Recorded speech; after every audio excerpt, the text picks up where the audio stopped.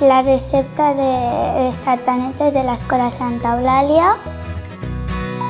Primer de tot, els nens es renten les mans, perquè és molt important que quan manipulin la fruita les mans estiguin netes.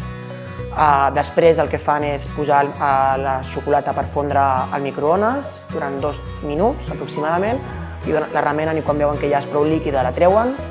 I mentrestant els companys el que fan és tallar la fruita. Primer la netegen, després la pelen, sobretot aquella que té pell i potser els incomoda una mica, com per exemple podria ser la poma o la pera.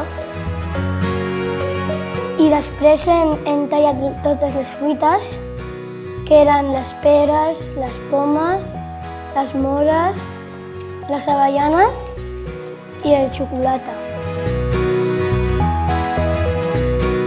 A continuació, amb cullereta el que fan és posar la xocolata dins de la tartaleta.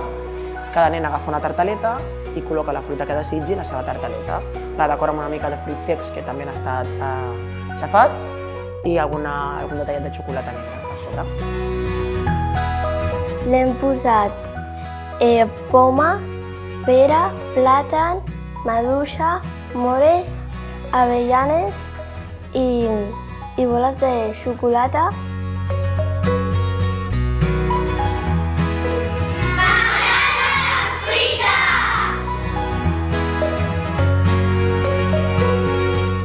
El que més m'ha agradat és les maduixes i el xocolata negra.